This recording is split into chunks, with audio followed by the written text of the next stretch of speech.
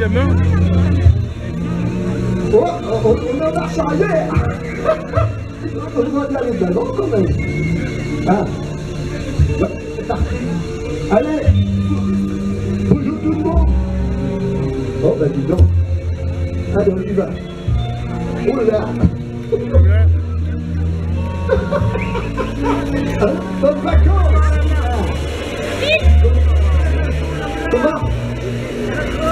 Ouais, c'est quoi ça? Oh là, c'est quoi?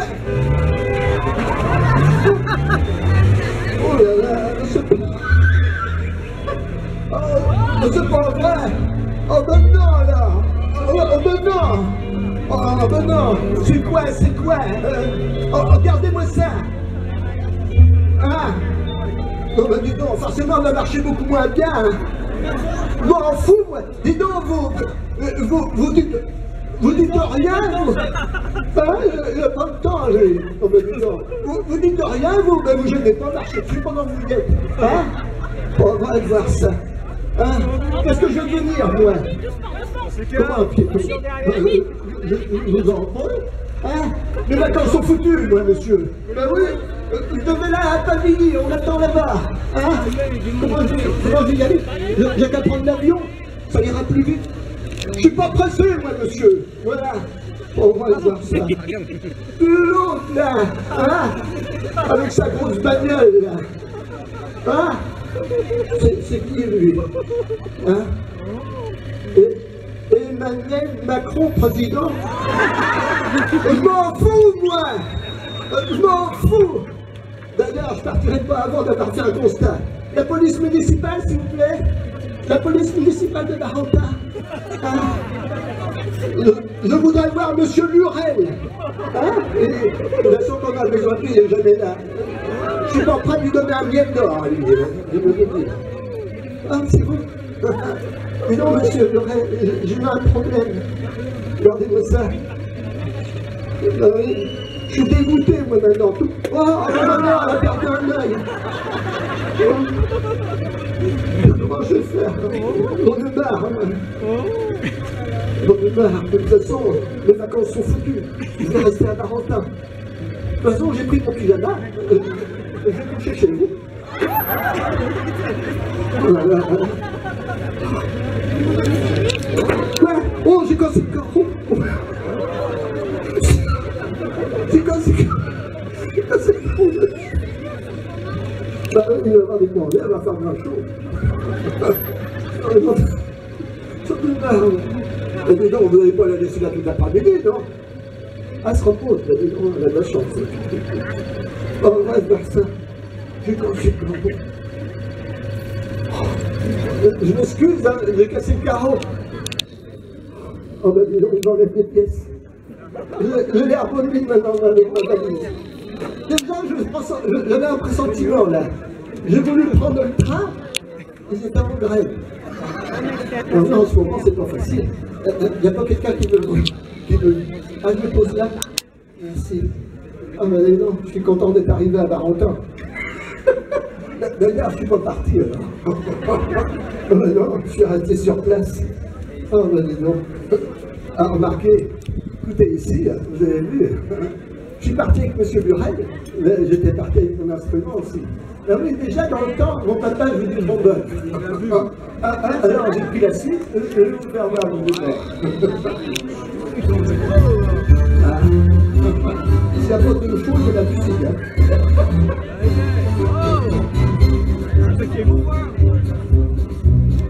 Mon papa se fait trop mal depuis l'enjou, plus que personne, c'est un pauvre de solo, bien rigolo. Sa moustache trop longue et dure, cependant trop emboucheux, mais au lieu de faire tutu, ça fait coin-coin. Le papa pose dans son trombone, le papa pose plus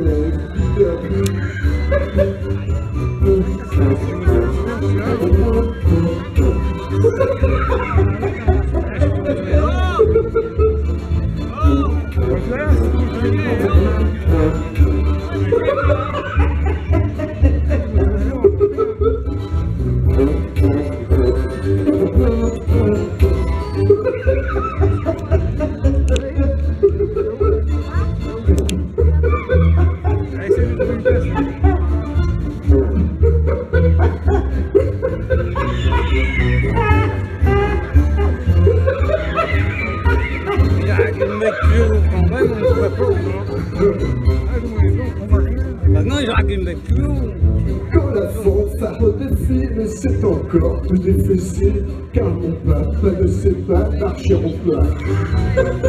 Il allonge son trombone dans derrière du saxophone, qui lui dit d'un air rageur, fin joyeux. Le papa pousse dans son trombone. Le papa pousse plus rose du deuil.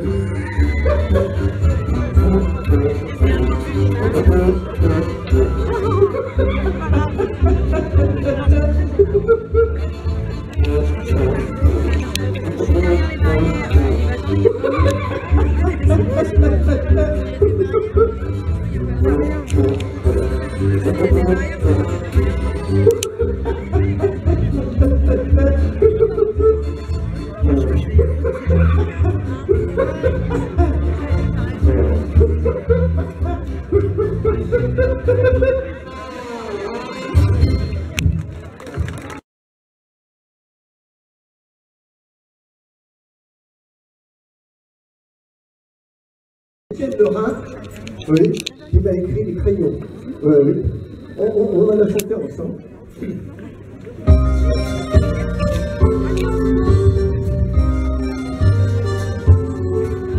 On n'a que pas de parents, parce qu'elle était orpheline. Pour attirer les clients, elle remuait un peu son panier. Mais un jour, un vagabond qui passait auprès de son panier lui a pris tous ses crayons. Alors il s'est mis à crier: voulez-vous des cartes postales? Je n'ai plus de crayons.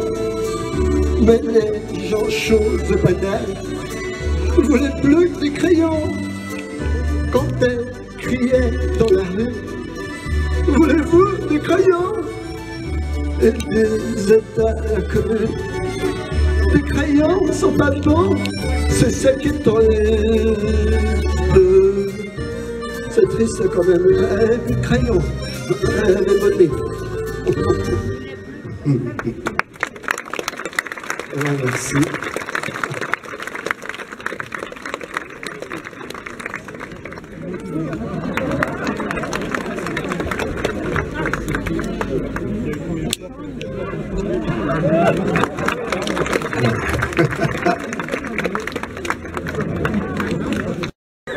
Aujourd'hui un peu trop brûlant. Comment c'est votre prénom? Pardon? Françoise. Ah, j'ai pas de chance. Vous vous appelez comme ma belle-mère. Ah ben oui, ma belle-mère, elle s'appelle Françoise comme vous. Elle voulait venir aujourd'hui. J'ai dit oui, oui, belle maman, je vous prends. Elle attend l'arrêt de bus de Pavilly. Ah ben oui, je vais la prendre de retour. Vous la connaissez, ma belle-mère? Non, mais tant mieux pour vous. Elle s'appelle Françoise comme vous. Oui. Elle voulait venir, heureusement qu'elle n'est pas venue, il y en aurait eu deux. Ah ben oui, ma belle-mère, j'ai eu des problèmes avec elle. Ah ben oui, il a fallu que j'attende 6 mois pour qu'elle quitte la maison. Vous jure que c'est pas rien. Faut dire aussi que j'habitais chez elle, mais quand même. Belle maman. Il y a des gens de Pavilly ici, hein, non? Oui, ah ben, bah oui, on est tout près, là, Barentin, Pavilly. Quand vous allez retourner chez vous, vous allez la reconnaître tout de suite, ma belle-mère, à l'arrêt de bus. Ah ben oui, elle est petite. Oh là là, qu'est-ce qu'elle est petite? D'ailleurs, elle est tellement petite qu'elle a la tête qui pue des pieds. Vous en prie, vous ne moquez pas d'elle. Belle maman. Vous allez la reconnaître tout de suite parce qu'elle est petite, elle est plus facile à rouler qu'à porter. Ah oui, c'est quelque chose, ma belle-mère. Pourtant, elle fait du régime. L'autre jour, elle a fait un régime à la mode, elle n'est même pas français, Watcher. Elle a perdu, ma belle-mère. Ah oui, elle a perdu 1000 €. Vous en prie, ne riez pas. Et l'héritage qui fout le camp. Après, elle a fait un régime à la mode, oui. Noix de coco, banane. Elle n'est pas tellement maigrie, là. Par contre, maintenant, elle monte bien aux arbres. Vous en prie, vous ne moquez pas d'elle. S'appelle Françoise comme vous. Oui. Le jour où ma belle-mère elle est venue à la maison, oui. Alors quand elle vient à la maison, alors là ça rigole pas. On met les petits plats dans les grands. Oui. Je lui ai dit, belle maman, aujourd'hui, je vous ai fait une langue sauce piquante. Elle me dit, jamais tu me feras manger quelque chose qui sort de la bouche des animaux. Alors j'y ai fait un œuf.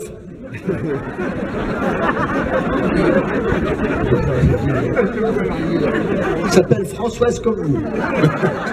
Oui, c'est quelque chose, ma belle-mère. Le jour, j'ai posé une devinette. Oui, j'ai dit, belle maman, je peux vous poser une devinette? Elle me dit oui. J'ai dit, belle maman, quelle est la différence entre une cravate, une ceinture et une belle-mère? Elle me dit, je sais pas. De toute façon, je sais jamais rien. Ben, je lui dis, belle maman, la cravate, ça serre le cou. La ceinture, ça serre le ventre. Puis une belle-mère, ça sert à rien. Depuis, on se parle plus. Oui, qu'est-ce que vous voulez? En tout cas, elle s'appelle Françoise comme vous.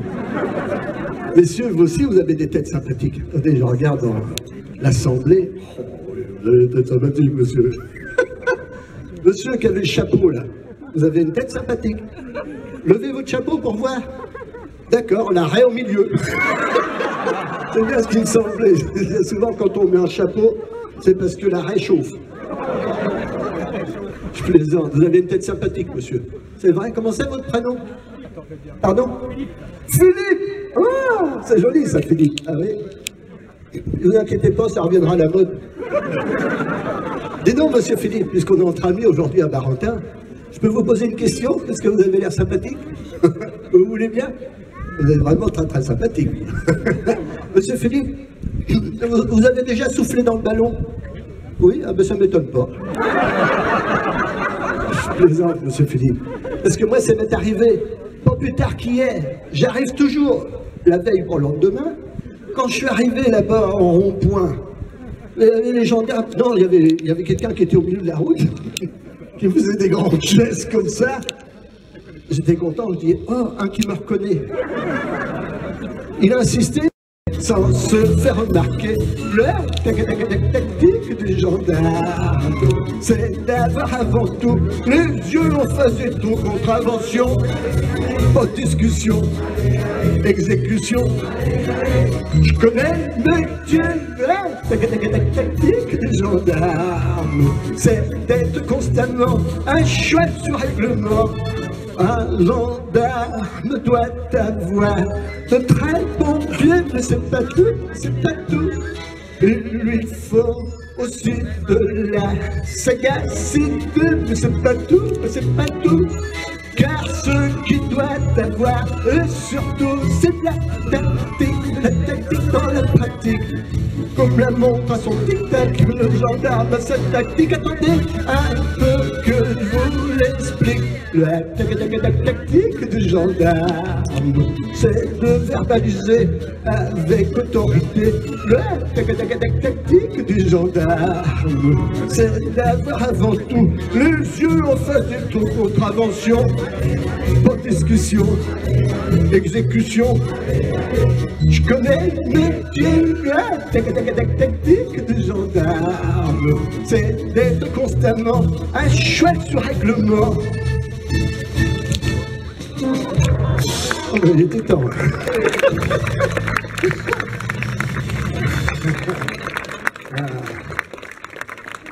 Vous savez, monsieur Dan, dans ma carrière, j'ai fait... Quand papa me demanda à ma mère, voudrais-tu m'épouser à Dada? Ma maman, pour le plaît, on ira se marier à Dada.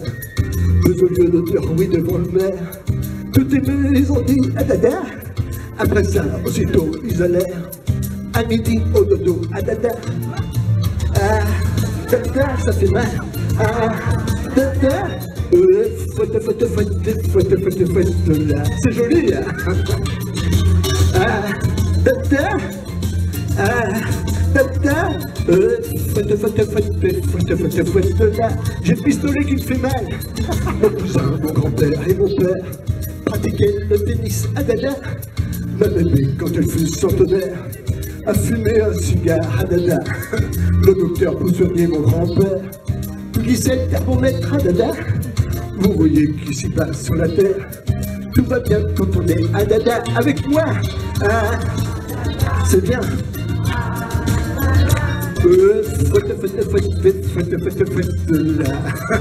Allez, on y va. Ah, tata, à vous.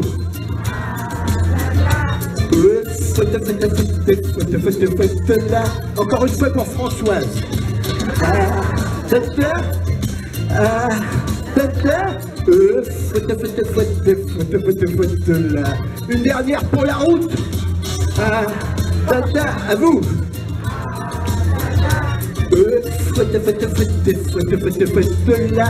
Voilà, c'est fini la gaga. Voilà, merci. Allez. Ça fait du bien.